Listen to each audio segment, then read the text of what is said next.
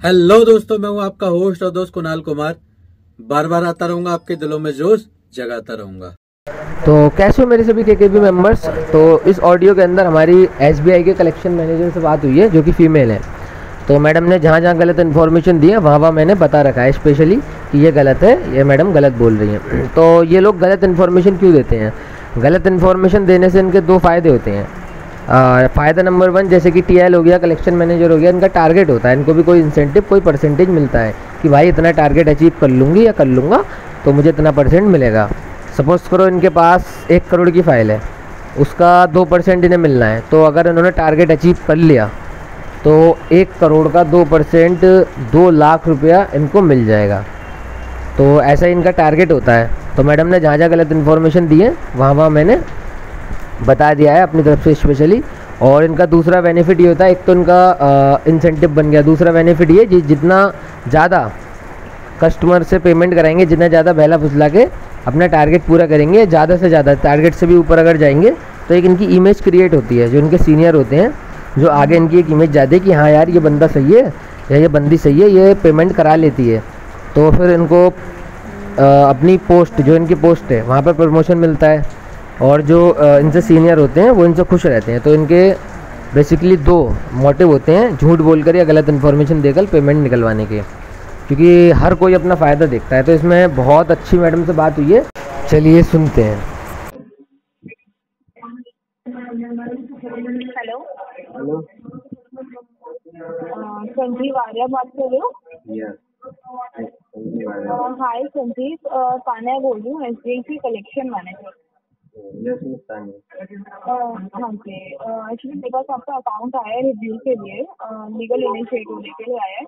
But मैंने बस इस कंसर्न से आपको कॉल किया है कि क्या ऐसा इशू हो रहा है, क्योंकि मैं जब आपकी हिस्ट्री देख रही हूँ, आप तो टाइम से पहले पेमेंट करने वाले थे सर। पहली बात तो क्या कहते हैं, लीगल नाम की कोई चीज़ नहीं होती, वो डराने के लिए होता है। जो आप नोटिस वगैरह भेज देते हो ना, डिमांड एप्लीकेशन, हाँ डराने। हाँ, वही चीज होती है, ऑब्वियसली वही चीज है, नोटिस होता है, ऐसा नहीं है। मैं क्यों डराऊंगी आपको? नहीं, मैं बता रहा हूँ मेरा कोर्ट कोई वगैरह वो में, नहीं है कोर्ट हाँ। वगैरह में आप मुझे तब तक नहीं जा सकते जब तक ये सिक्योर ना हो। और उसमें भी आप लोग केस करते नहीं है, छोटे मोटे जो होते हैं ना, जैसे 50,000 से 1 लाख चलो, उसको नहीं करते। और दूसरी बात मैं आपको बता देता हूँ, प्रॉब्लम ये है, मेरे ऊपर मल्टीपल डेप्ट हो गए। तो ओके। इस समय मैं दे नहीं पा रहा, मैं इंतजार कर रहा हूँ, आपका पैसे जोड़ रहा हूँ और राइट ऑफ का इंतजार कर रहा हूँ। उसके बाद मैं आपसे डिमांड करूंगा लेटर, उसके बाद सेटलमेंट करूंगा। अच्छा, अब मैं आपको एक चीज बता देती हूँ सर। बताइए। एसबीआई में ऐसा नहीं है कि अगर आप राइट ऑफ तक का इंतजार करेंगे तो आपका ये कम में हो जाएगा। पहली बात ठीक है, तो राइट ऑफ के देखिए 2 कारण है मेरे पास। बोलिए। वो पहला कारण ये है कि मैं भी कैश कलेक्ट कर रहा हूँ, क्योंकि मेरे को मल्टीपल है ना, तो मुझे कम से कम अच्छा खासा कैश चाहिए सबके सेटलमेंट के लिए। तो वैसे तो मैंने इस ऑडियो के अंदर भी मैडम से बोला है कि मैडम ऐसा कुछ नहीं होता, राइट ऑफ के बाद और अच्छा वेवर मिलता है। तो ये मैं स्पेशली दोबारा इसलिए बता रहा हूँ क्योंकि बहुत से हमारे जो बंदे हैं, जो हमसे टेलीग्राम और व्हाट्सएप पर जुड़े हुए हैं, वो एजेंट से बात करने के बाद ये पूछते हैं कि कुणाल भाई वो तो ऐसा कह रहा था यार, वेवर नहीं मिलता। तो भाई ऐसा कुछ नहीं होता, इनकी ये ट्रिक है, इनका ये तरीका है कि आपको बहला फुसला लें कि सर राइट ऑफ के बाद वेवर अच्छा नहीं मिलता या इतना ही मिलता है जितना मैं अभी दे रही हूँ। ऐसा कुछ नहीं होता भाई, बहुत अच्छा वेवर मिलता है राइट ऑफ के बाद, और अच्छा मिलता है। और अगर चाहो तो सेटलमेंट लेटर हमारी इंस्टाग्राम आईडी पर पड़े हैं, जाकर देख सकते हो। 15% के एसबीआई के, 20% के सेटलमेंट लेटर पड़े हुए हैं। तो भाई लोग जो एजेंट से बात करके परेशान हो जाते हैं कि यार एजेंट बोल रहा है नहीं मिलेगा नहीं मिलेगा, तो भाई परेशान होना छोड़ दो, ये सब इनकी झूठी बातें हैं। मिलता है राइट ऑफ के बाद और अच्छा वेवर मिलता है। और दूसरी बात ये है, आप मिस तानिया, मैं भी कलेक्शन लाइन का हूँ, ऐसा कुछ नहीं होता कि राइट ऑफ के बाद वेवर अच्छा नहीं मिलता। राइट ऑफ के बाद बहुत अच्छा वेवर मिलता है, विंटेज वन के बाद। मतलब मैं भी कलेक्शन की नॉलेज रखता हूँ। अगर मैं आपको जितना राइट ऑफ में मिल रहा है, अगर मैं आपको वो अभी दे दूँ तो आपको क्या इश्यू है? मैडम मैं तो 15% की ऑब्वियसली है डिमांड ना, करूँगा, अगर आप दिल में सकते हो तो। आपको 15% की डिमांड कर ही नहीं रहे हो, मेरे पास आपका वो है, आप 70 की बोल रहे थे, 70 नहीं आ सकता, नहीं, अभी तक 60 आ ना, सकता है अगर अभी अभी तक ना, पहले मैं डिमांड आपसे कर रहा था 70 की, जो भी है। आगे फिर जो है ना, मेरे एक मित्र हैं कुणाल नाम के, वो हम्म, एजेंसी चलाते हैं, या कह लो जो हम जैसे बंदे होते हैं ना परेशान, जैसा आप लोग कॉल करते हो, बहुत कॉल करते हो दिन में, फिर गाली गलौज भी होती है, हर तरीके से आप ट्रीट करते हो, मतलब जो आप एजेंसी पे केस देते हो वो। तो उनसे बात ही, तो वो कह रहे हैं, उन्होंने बताया था एसबीआई का 15 में हो जाता है आराम से, कोई दिक्कत नहीं है। आराम से राइट ऑफ में तो विंटेज का मैं इंतजार करो। गारंटी कह रही हूँ, आप लाइन पे ले लो उनको, अगर वो 15% में करवा सकते हैं तो वो करवा नहीं देखो सकते, उन्होंने मुझे इसमें इतना रास्ता नहीं, बताया है कि वो आप या कोई तो नहीं इसको देखो, ना, आप मैं वही एसबीआई बता से ही डील करोगे ना, आप कहीं और से तो उसको नहीं ले सकते। ये ये चीज मुझे तो तो मानते देखो हो, करोगे तो वैसे आप देखो एसबीआई से ही डील। मैं भी नॉलेज रखता हूँ, बाकी जितना मुझे पता है उस हिसाब से ना, मुझे तो इतना पता है कि आप राइट ऑफ में ना दोगे तो विंटेज में तो दोगे, तो इसलिए अभी इसका कुछ नहीं करेंगे। क्या कह रहे हैं? मैं कह रहा हूँ आप राइट ऑफ में अगर नहीं दोगे तो विंटेज में जाकर तो दोगे, इसलिए अभी इसका हम कुछ नहीं करेंगे। तो जब एजेंट या कोई भी टोटली बोलता है, मैनेजर हो कोई भी हो, कि कोई भी पोस्ट का बंदा, कि नहीं आपको राइट ऑफ में अच्छा वेवर नहीं मिलेगा या इतना ही मिलेगा, तो ये बहुत अच्छा उसके मुंह पर एक रिप्लाई है कि राइट ऑफ में अगर आप नहीं देंगे तो विंटेज में जाकर तो देंगे। मतलब कहीं ना कहीं मैं हार नहीं मानूंगा, हार आपको ही माननी पड़ेगी। आप इसको चाहे 2 साल कॉल करो मुझे, मैं 2 साल तक नहीं दे रहा, लेकिन मुझे मेरा ही परसेंटेज चाहिए जितना मैं मांग रहा हूँ। तो सर आपको क्या लग रहा है इतने टाइम तक क्या आप बहुत इजीली आप अपनी लाइफ आपकी रहेगी? इतने टाइम तक तो पता नहीं क्या क्या ट्रीटमेंट आपके साथ हो जाएंगे। मैडम मुझे तो पता है, मैंने आपको बताया ना, हर तरफ बेइज्जती हो जाएगी, गाली, हर चीज, हर तरीके एक की बात ट्रीटमेंट बताओ, मैं भी जानकारी रखता हूँ। संजीव एक बात बताओ, यस मिस जो आपके फ्रेंड है कुणाल जिनकी आप बात कर रहे हैं, आप कह रहे हैं उनकी कलेक्शन एजेंसी है, हाँ। ठीक है, मैंने आपकी बात मान ली, उनकी कलेक्शन एजेंसी है, क्या आप जाके ना उनसे पूछे ना कि वो अपने कस्टमर से कैसे पेमेंट निकलवाते हैं? एक मिनट जो काम के लिए वो बोल रहे हैं क्या वो मना नहीं कर रहे, वो नहीं कर रहे हैं वो चीज? होल्ड करना, एक मिनट होल्ड करना, ठीक है। हाँ तो कहाँ पे थे वो, कलेक्शन की बात हो रही थी। तो उनका जो हाँ है ना जी। कुछ इस तरीके का काम है, मतलब एजेंसी उनकी कभी थी, अब एजेंसी नहीं। तो क्या है ना, वो जो है ना, जैसे हम जैसे जो लोग होते हैं परेशान होते हैं, आपको पता है हर तरीके की थेरेपी होती है हमें, मतलब जैसे हम पेमेंट नहीं करते हर तरीके का ट्रीटमेंट देते हो, पहले प्यार से देते हो, फिर आप बदतमीजी करते हो, बेइज्जती करते हो, हर तरीके का होता है ये। तो आप जो है ना, हम जैसे जो परेशान लोग होते हैं उनको वो मदद करते हैं। तो अभी यूट्यूब पर ही है, भाई का चैनल है कुणाल कुमार ट्यूटोरियल करके, तो यूट्यूब पर भी वो समझाते हैं।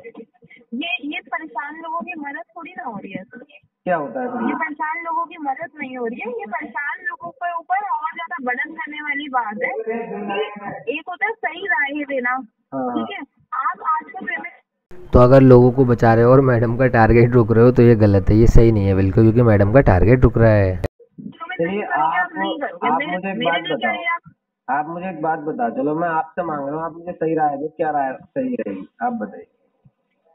मैं आपको वही चीज तो बोल रही हूँ ना सर, संजीव जी, मेरे ना बस की आपसे गाली गलौज करना है, क्योंकि मेरा वो पोर्ट्रे नहीं है, मैं आपसे डायरेक्ट बैंक से बात कर रही हूँ, तो मैं ये चीज करूंगी भी नहीं, ठीक है। सेकंड चीज, आप करोगे पेमेंट अपने लिए करोगे, नहीं करोगे तो आगे की प्रोसेस है वो देखेंगे। मैं आपको सिर्फ इतना बता रही हूँ कि जो आप कर रहे हो वो सही नहीं है। अगर आप अपना इस चीज को क्लोज कर रहे हो, ना एज अ मान लो आप सीनियर मान लो अपने आप को, एज अ सीनियर आपसे राय मांग रहा हूँ कि क्या सही रहेगा, आप अपनी तरफ से बताइए। अगर आप एज अ सीनियर या एज अ फ्रेंड में से राय मांग रहे हैं ना, तो मैं आपको सिर्फ एक ही राय दूंगी, इसको बेयर मिनिमम अमाउंट जो एसबीआई में होता है आप उसमें सेटल करवाओ, सेटल करवा के चाहे तो आप इससे एक साथ नहीं हो रहे तो आप ईएमआई में करके इसको क्लोज करो। मैं जो है ना ओटीएस में ज्यादा पसंद करता हूँ आजकल। क्या कह रहे हैं? ओटीएस में ज्यादा पसंद करता हूँ, ओटीएस। क्योंकि इसके बाद पता है क्या होगा सर, जितना आपका रेट करते रहोगे ना, मैं बिल्कुल मना नहीं कर रही कि आपको 25% में नहीं मिलेगा, आप करो फिर, आपको 25% में मिलेगा, मैं इस चीज के लिए तो डिनाई ही नहीं कर रही। तो अब अपने मुंह से मैडम खुद कह रही है कि मैं इस बात से डिनाई नहीं कर रही कि मिलता है 25%, अभी मैडम कह रही थी इससे कम नहीं मिलेगा। तो ये बस इनकी कस्टमर को अपनी चाल में लेने की बात है, यानी कस्टमर को अपने बातों में। और जब मैडम हार गई, मैडम को पता चल कर नहीं आएगा, तो अपने मुंह से कह रही है कि मैं इस बात से डिनाई नहीं कर रही। आगे इन्होंने बहुत ही अच्छी शानदार इन्फॉर्मेशन दी है दोस्तों, जो कि हमारे किसी काम की नहीं है, लेकिन फिर भी हम उसको सुनते हैं क्या है इन्फॉर्मेशन। लेकिन जब तक आपको 25 मिलेगा ना, बैंक कोई भी बेवकूफ नहीं होता सर, बैंक कभी लॉस में नहीं जाता है। जब तक बैंक देखिए, आप बैंक क्यों लॉस में नहीं जाता, क्योंकि जैसे मैं हूँ, मेरे जैसे 100 कस्टमर है सपोज करिए, ठीक है। हाँ, तो आप अगर 100 को लोन दे रहे हो ना, तो उसमें से 5 या 4 ही ऐसे बंदे होंगे जो नहीं दे पा रहे हैं, जिनको आपने पूरी तरीके से टॉर्चर कर लिया तो भी वो नहीं दे रहे हैं। उसमें से जो 95 है ना, उनसे तो आप लोग कैसे कैसे वसूलते हो मुझे बताने की जरूरत नहीं है, तो लॉस में कहाँ से जाएगा सर? ये जो आप बिल्कुल सही बोल रहे हो, बैंक का 99% है जिन लोगों को लोन देता है ना, बैंक का 99% ऑन डेट चलता है, ये 1% होता है जो डिले होता है। अब ये चीज देखो, तो ऐसा नहीं है कि सभी डिफॉल्टर है, अब सेकंड चीज ये कि अगर आप इस चीज को ये बोल रहे हो ना कि मैं आगे तक विंटेज में जाऊंगा, देखो विंटेज में जाने के बाद भी आपको 25 से तो ज्यादा नहीं मिल पाएगा, मिस तानिया उसके लिए पता है, आपको काफी टाइम मिस वेट तानिया करना पता है, पड़ेगा। मैंने जो है ना बहुत सारे सेटलमेंट लेटर अपने पास पड़े हैं जो कि राइट ऑफ के बाद ही उन्होंने दे दिया है। 15 या 20% आराम से चले जाएगा। 25 भी मैं राइट करूंगा ही नहीं अपनी तरफ से, मैं 20 की डिमांड करूंगा। अरे आप मना, मैं थोड़ी ना मना कर रही हूँ, मैं कह रही हूँ अगर आपका आज के डेट में SBI को छोड़ के इंडस, ICICI, एक्सिस कोई भी कार्ड हो ना, आपको विंटेज तक जाने की जरूरत नहीं है, मैं आपका उसको 15% पे क्लोज करवा सकती हूँ। एक्सेस का तो हो ही नहीं सकता 15% पे। अरे सर सब होता है। तो दोस्तों मैडम को कुछ नहीं मिला तो मैडम ने सोचा कुछ नया लाते हैं, कस्टमर को अपनी तरफ खींचते हैं। तो मैडम बोल रही है कि एक्सिस का और आपका ICICI का। तो दोस्तों एक्सिस का 20% से नीचे नहीं जाता, जो मैडम 15% बोल रही है, एक्सिस वाले नहीं देते हैं। इससे नीचे मैंने अभी तक कोई केस नहीं देखा। और ICICI का जो होता है ना, जो मैक्सिमम वेवर है, पूरी कोशिश करके 65% का मिलता है, उससे ज़्यादा मिलता ही नहीं है। मतलब 35% आपको देना पड़ता है ICICI का। बाकी SBI में ये पॉलिसी है ही नहीं। आप पहले कस्टमर नहीं हो जो ये बोल रहे हैं, कितने कस्टमर होते हैं बाद में जाके उन लोगों को सेटल तो करवाना ही पड़ेगा ना, क्लोज तो वो करवाएंगे। मिस तानिया पता है, ये बातें वहाँ काम करती हैं। अगर मैं आपको रियल बताऊँ तो जैसे मैं आपको शुरू से बता दिया, मैं भी नॉलेज रखता हूँ, बाकी अपने जान पहचान में भी ये बातें वहाँ काम करती हैं जहाँ कस्टमर जिसको नॉलेज नहीं है, जिसको नहीं पता, आप उसको बहला सकते हो, आप उसको समझा सकते हो कि सर ये गलत है, ऐसे ऐसे, तो वो मान भी जाएगा। अच्छा मैडम आप सही बोल रही होगी। पर आधी नॉलेज तो सर उससे ज्यादा बुरी होती है। अच्छा आधी नॉलेज आप मुझे बताओ ना, मेरी आधी नॉलेज कहाँ, मैं आपसे खुद एडवाइस मांग रहा हूँ। तो वही तो मैं बोल रही हूँ सर, अभी आपके पास ये बेनिफिट है कि अभी जितना आपको रिकवरी में जाके मिलेगा, मैं आपको उतने पे सेटल करती हूँ, आप क्लोज कर पाओ उस चीज को, क्योंकि जब तक भी तो आपका अमाउंट ही इतना बढ़ जाएगा, क्या फायदा होगा उसका। अमाउंट कहाँ बढ़ेगा, NPA के बाद कहाँ चार्जेस लगते हैं? दोस्तों NPA के बाद भी चार्जेस लगते हैं, बहुत कम चार्जेस लगते हैं, बाकी एक स्टेज पर आकर चार्जेस भी रुक जाते हैं। तो अगर आप मान लो आपने 4 लाख का लोन लिया, तो प्रिंसिपल 4 लाख है, आउटस्टैंडिंग अगर 5 लाख कर दिया, 6 लाख कर दिया इन लोगों ने, तो अभी कोई चिंता की बात नहीं है, क्योंकि हमें 15 से 20% में निपटाना है खेल। यानी हमें कितना ज़्यादा से ज़्यादा 90,000 या 1,20,000 में खेल क्लोज करना है। तो हमने जितना यूज़ किया उसका हमें बहुत कम देना पड़ेगा, तो हमें चार्जेस की इतनी चिंता नहीं लेनी है दोस्तों। गारंटी है सर, आप मत करवाओ, आप मत करवाना क्लोज, और लेकिन आप मेरे टच में रहना और आप मुझे बताना कि आपका लास्ट में अमाउंट कितना हुआ। ये चीज तो मैं गारंटी आपको दे रही क्या हूँ। कहते हैं मिस तानिया, जो भी आप कह रही है ना चार्जेस पड़ेंगे, तो आप ये सोचो अभी कितनी है उसकी आउटस्टैंडिंग और प्रिंसिपल दोनों बताना जरा। एक मिनट रुको, अभी जो आउटस्टैंडिंग बना हुआ है ये 4,84,000 का है। और प्रिंसिपल कितना है? और जो आपका प्रिंसिपल था वो था 4,39,000। अब ये 4,80,000 कुछ बता रही हैं आप। मान लो राइट ऑफ तक ये आपके कहने पर बता रहा हूँ मैं, मान लो चलो 5.5 लाख हो गया, ठीक है? ओके हेलो, हाँ ठीक है। तो अगर हम इसका 20 निकाल लेते हैं खाली ओनली ऑन 20, तो इसका 20 आराम से 1,10,000 में, यानी जितना मैंने यूज किया उससे मुझे बहुत कम देना पड़ा। अगर आप 25 भी करेंगे तो 1,37,000। अब कितना अभी मांग भी रहे तो हैं? आपको बहुत कम ही देना पड़ रहा है। अब आप कितना कह रही हैं बताइए? अभी आपका 1,98,000 में क्लोज हो जाएगा। कितना कह रही हैं? 1,98,000। 1,09,000 ज्यादा नहीं है मेरे हिसाब से, तो ज्यादा है, ज्यादा बोल दिया आपने। बाकी मैं आपसे अगर आपसे वैसे तो मैं जानता हूँ, लेकिन अगर आपसे मैं पूछना चाहता हूँ एक बार दोबारा से, तो कंफर्म करना चाहता हूँ। वैसे तो मैं जानता हूँ NPA के बाद कौन सा चार्ज लगता है मैडम? NPA के बाद भी चार्ज लगाते हैं क्या बैंक वाले? बिल्कुल लगता है सर। मैडम कौन सा चार्ज? जैसे जब नॉन परफॉर्मिंग एसेट्स में आ गया अपना जो भी केस है ये, हाँ आप नॉन परफॉर्मिंग एसेट पे आ गए, NPA का फुल फॉर्म जो है आप आ गए, उसके बाद भी आपको चार्ज लगेगा। ऐसा नहीं है कि चार्ज रुक जाएगा। अगर चार्ज रुक जाएगा तो क्या फायदा आपसे हमारे। देखो आप अभी अपनी तरफ से मुझे 1,98,000 या 2 लाख समथिंग मान लो, बाकी तब उस समय जब मैं बता रहा हूँ उस समय मुझे मुश्किल से 1.5 लाख भी नहीं देना पड़ेगा, तो वो मेरा बेनिफिट है वहाँ पर। आपका बेनिफिट है ना, मैं आपको जरूर बोलूंगी ये नंबर सेव करके रखना। जिस दिन आपको 1.5 लाख नाम जितना बोल रहे हो ना, अगर तान्या माथुर, तानिया माथुर, ठीक है। हाँ ठीक है, आप करना मुझे जरूर कॉल की अगर इतने वैसे कम तान्या जी, और मैं मुझे तब भी एक और आपसे क्या कहते हैं, जैसे मान लो आप एसबीआई के कलेक्शन मैनेजर हो, हाँ तो जी, जैसे अगर मैं कहीं और का मतलब एसबीआई का टोटल कहीं का भी एसबीआई का बता रहा हूँ आपसे, मैं अगर किसी कार्ड की सेटलमेंट की बात करूँ तो करवा देंगे आप? सॉरी दोबारा बोलना। मैं कह रहा हूँ जैसे आप मान लो जहाँ पर हो उससे अलग हट के मैं कहीं और एसबीआई का कार्ड लूँ कहीं और का, या मान लो एसबीआई का कोई केस आजू बाजू का, अगर मैं आपसे सेटलमेंट की बात करूँ तो करवा देंगे आप वो? आप मुझे ये बोल रहे हो कि आप कहीं और का एसबीआई कार्ड लो, मतलब कहीं और जाके एसबीआई कार्ड लो? मैं नहीं लूंगा, जैसे कोई और पर्सन मेरे पास है, अब वो हाँ, परेशान है, वो किसी करना किसी चाह रहा है। दूसरे का कार्ड है। हाँ, अब वो करना चाह रहा है 40 या 30 में, वो जल्दी निपटाना चाह रहा है, तो आप करवा दोगी? हाँ बिल्कुल। अच्छा, तो मैं आपका फिर तान्या माधुर से शेयर ही कर लेता हूँ, मतलब आप कहीं ना कहीं हेल्प की जरूरत होगी तो मैं आपको बताऊंगा, बाकी जब सेटल हो जाएगा ना तो आपको स्पेशली बताऊंगा। क्या कह रहे हैं? मैं कह रहा हूँ वैसे अगर आपकी हेल्प की जरूरत होगी तो मैं आपसे जरूर ले लूंगा, और वैसे जब मेरा हो जाएगा ना सेटलमेंट तो स्पेशली आपको बताऊंगा। क्योंकि हो नहीं पाएगा ना सर, वो चीजें जो आप सोच रहे हो ना वो हो ही नहीं पाएगा। आप गलत सोच रहे हो, आप गलत इंसानों के साथ हो जो आपको गलत सजेशन दे रहे हैं। अगर इतने में हो रहा होता को भी इतना चाहिए पैसा तो वो आपको अभी भी करके देते। जो मैडम, चीज नहीं हो सकती आप मैं उस सही चीज बता के रहा लिए हूँ, भाग रहे हो। मैं बहुत सारे इंसानों के साथ रहा हूँ आज तक, गलत और सही हर तरीके के, लेकिन मैं आज तक कुणाल जैसा अच्छा इंसान नहीं देखा। तो वही तो मैं बोल रही हूँ सर, आधी जानकारी दे रहे हैं वो आपको, आधी जानकारी। अगर आपको लग रहा है तो आप बिल्कुल जाइए उनके साथ। आपको लग रहा है कि आप इतना होल्ड कर सकते हैं और आपको ये चीजें सही रहेंगी, आपका इम्पैक्ट अच्छा रहेगा, तो बिल्कुल करिए सर। मिस तानिया माथुर, मैं सही बता रहा हूँ, ऐसा मेरा इच्छा हो रही है, अगर आप मेरे सामने होती ना आपसे बैठ के बात करता, आपको बैठ के मतलब आप मुझे समझाती, मैं आपको बताता।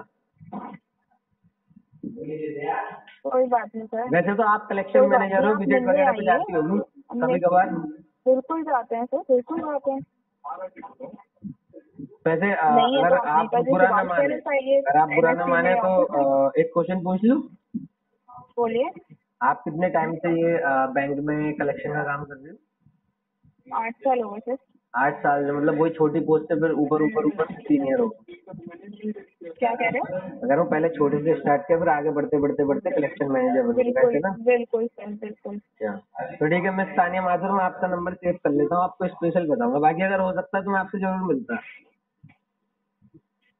तो आइए सर, बिल्कुल मिलिए, नेताजी सुभाष पैलेस में ऑफिस है। नहीं तो किसी दिन आप अपना टाइम निकालिए, मैं खुद आऊंगी आपके यहाँ पे। नहीं, अभी क्या है ना, आपको मैंने बताया ना मल्टीपल लैब्स अवेलेबल, तो वो हाँ। जो है ना वही कलेक्ट वगैरह करने में लगा हुआ हूँ, मनी इकट्ठा करने में, और मतलब थोड़ा सा क्या बताऊँ, परेशान हो गया हूँ ना मैं भी, अब आप तो समझ ही रही हो, अब हर तो तरफ अगर से आप परेशान परेशान हो करते गए थे तो आपको चीजें ना अभी क्लोज करनी चाहिए थी। अगर आप मेरी चीज समझे, बाकी तो मुझे पता है कि आप नहीं समझोगे। आपको जब एक चीज दिमाग में बैठ गई आप वही चीज करोगे। नहीं, ऐसा है ना, मैं और वो कस्टमर वाला अभी समझते भी नहीं है सर, मैं मैं वो सही वाला बोल रही हूँ। अभी कस्टमर नहीं समझते, जब वो चीजें उनके ऊपर आ जाती है ना तब उन्हें रियलाइज होता है कि ये मैंने गलत कर दिया। नहीं, मैं पता है मैं वो वाला बंदा नहीं हूँ, जैसे आपने या मुझे किसी ने भी, टोटल कोई भी पूरी दुनिया में हो, उसने मुझे बता दिया, मैंने उसको दिमाग में भर लिया, वही मैं रिपीट कर रहा हूँ। मैंने उसको समझा पहले जो उसने बताया ना, फिर उसको उसके ऊपर विचार विमर्श किया कि भाई ये सही है गलत, फिर जाके मैं अपना फैसला लेता हूँ, ऐसे ही नहीं लेता कि बता दिया उसने मैंने मान ली।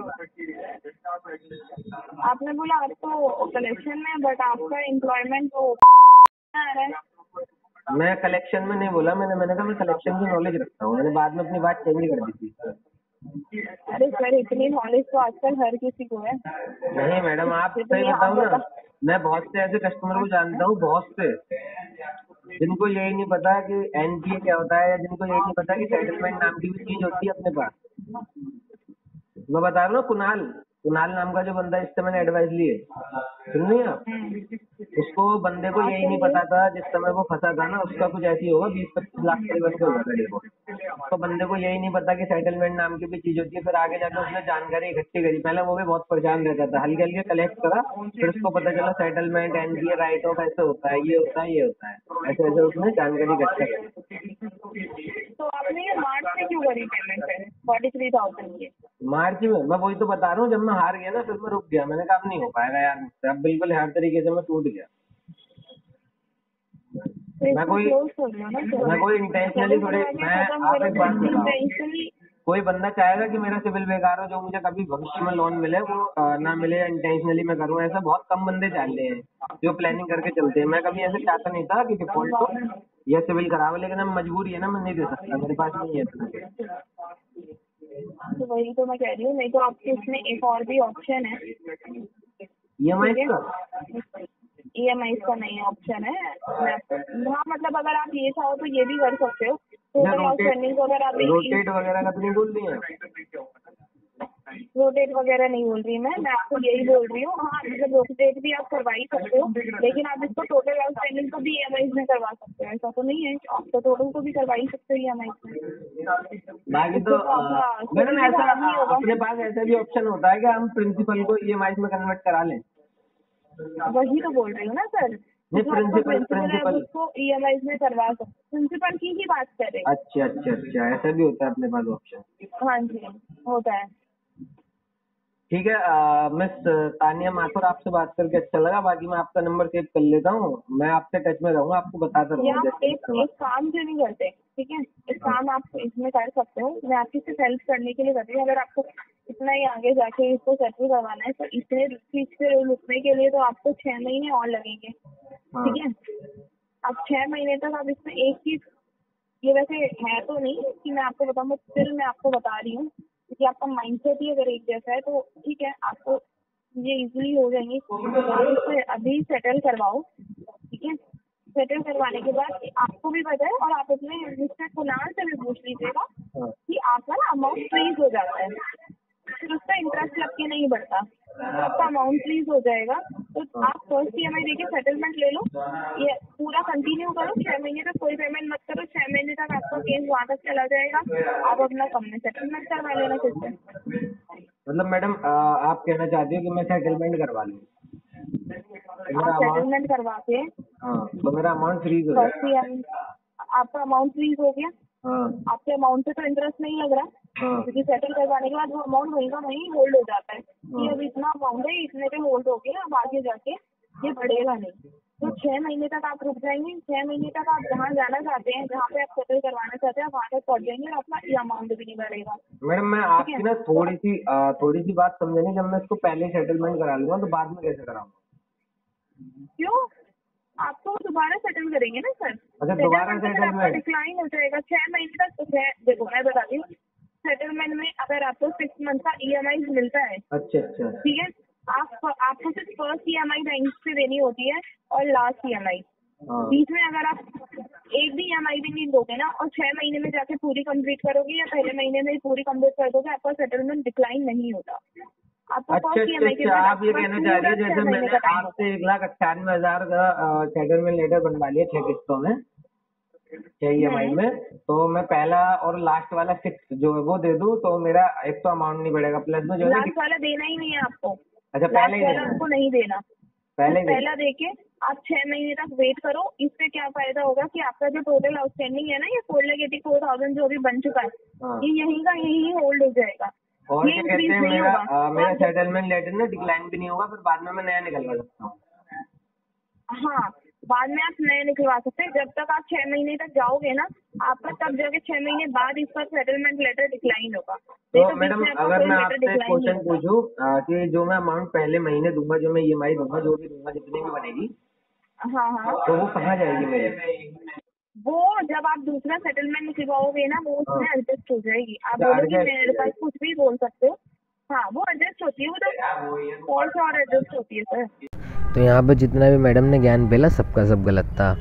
तो मैडम बोल रही है सर आप लेटर ले लो और एक EMI दे दो, बाकी आप मत देना, 6 महीने बाद वो डिक्लाइन होगा या 6 महीने तक आप पे ना इंटरेस्ट लगेगा ना कॉल आएंगे, और अगर आप 6 महीने बाद नया लेटर निकलवाओगे तो ये पहली EMI उसमें एडजस्ट हो जाएगी।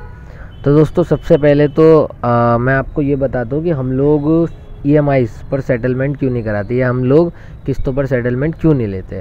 हम किस्तों पर सेटलमेंट इसलिए नहीं लेते हैं कि अगर हमने पहली EMI दे दी, यानी पहली किस्त हमने जमा कर दी, उसके बाद हम नहीं दे पा रहे, तो मैनेजर जो है या जो बैंकर है बैंक से, वो हमें टाइम दे सकता है कि चलो आप 15 दिन बाद दे देना, वो ऊपर बात कर सकता है कि ऐसे ऐसे कस्टमर का इशू आ रहा है, नहीं है। बाकी अगर हमने नहीं दिया या उसने टाइम हमें नहीं दिया इतना भी, तो वो हमारी EMI बेकार हो जाएगी, यानी हमें दूसरा लेटर लेना पड़ेगा। तो इसलिए EMI पे निकलवाने का मतलब ये है कि अगर एक भी EMI छूटी तो लेटर बेकार, लेटर नया निकलवाना पड़ेगा। और जो मैडम कह रही हैं कि सर आप पहली EMI दे दो बाकी मत देना, आगे एडजस्ट हो जाएगी, वो तो खैर एडजस्ट नहीं होगी। और ऊपर से अगर आप लोग EMI पहली दे दोगे और नहीं दोगे तो बैंक से कॉल आएगा दूसरी EMI पर कि सर आपकी ड्यू डेट आ गई है, आपकी EMI की डेट आ गई है, आप पेमेंट नहीं कर रहे। तो अब अगर आप लोग उन्हें रिप्लाई दोगे कि सर इतना टाइम, अगर उन्होंने टाइम दे दिया तो ठीक है, अगर नहीं दिया टाइम या आप लोगों ने रिप्लाई नहीं दिया, उन्हें कॉल अटेंड नहीं किया, बहुत से लोग क्या करते हैं बेसिकली बंद कर देते हैं, स्विच ऑफ कर देते हैं, बैंकर सुनते ही काट देते हैं, फिर उसको जवाब नहीं देते। तो वो लोग इस केस को दोबारा से एजेंसी पर फॉरवर्ड कर देंगे। तो जब दोबारा से एजेंसी पर जाएगा तो ऐसा कोई चक्कर नहीं है कि 6 महीने तक आपके पास कॉल नहीं आएगा, आपको दोबारा कॉल आने शुरू हो जाएंगे, एजेंसी वाले आपकी अच्छी करके लेनी चालू कर देंगे। तो मैडम यहाँ पे अपना बिल्कुल ही एक तरीके से बिना सिर पैर का ज्ञान पेल रही हैं। और ये अच्छी बात है कि मैडम कुछ नया बोल रही हैं, चाहे गलत बोल रही हैं, झूठ बोल रही हैं, लेकिन कुछ नया बोल रही हैं। इस जो मैडम ने बोला उससे आपको भी कुछ ना कुछ समझने को मिलेगा कि ऐसा नहीं होता। तो आगे सुनते हैं। सेटलमेंट के लिए पहला किस्त दे दिया ना, दूसरा नहीं दिया, तो मुझे कॉल्स तो आते रहेंगे, कॉल्स तो रुकेंगे नहीं आते। जब आपके पास सेटलमेंट आप नहीं आते 6 महीने तक, वही तो बेनिफिट है, आपका अमाउंट भी नहीं बढ़ रहा, आपके पास कॉल भी नहीं आ रही। और जब सेटलमेंट मिलता है ना, तो सेटलमेंट मिलने पे आपको सिर्फ एक ही इंसान को अलाइन कर दिया जाता है, ठीक है। मैं तो नहीं होंगी वो, ऑफकोर्स कोई एग्जीक्यूटिव होगी जो आपके साथ अलाइन कर दिए जाते हैं, सिर्फ वही आपको कॉल करते हैं। तो ना भी करें, वो करें भी ना अगर कोई और भी कॉल, तो आपके पास पूरा ऑथराइजेशन है कि देखो पहली बात तो आते ही नहीं है कॉल, फिर आप उनको दिखा सकते हैं कि मेरा सेटलमेंट है 6 महीने का, मैंने अपना सेटलमेंट ले रखा है, आपका कोई राइट नहीं है मुझे कॉल करने का। No calls, no message, no visit. ठीक है मैडम, फिर हम एक काम करेंगे। बोलिए। तो मैडम एक काम करेंगे, हम जो है ना इसके बारे में विचार विमर्श करके आपको बताते हैं। विचार विमर्श करके बताते हैं, मतलब सोच के बताते हैं। विचार विमर्श करके बताइए। मैडम इतना कहना चाहूंगा, जैसे मुझे अच्छी लगी ना आपकी स्कीम जो आपने बताई है, हाँ जी, तो उसको वो तो मैं जो है ना कॉल बैक खुद ही कर लूंगा अपनी तरफ से आपको, ठीक है। हाँ मतलब आप बोल दो कि मैडम आप मुझे कॉल मत करना, अगर नहीं, होगा तो आप नहीं चाहो कॉल तो कर करूंगा। सकती हो मुझे, लेकिन आज मत करना, कल करना, मैं आपको हाँ या ना बता दूंगा, ठीक है।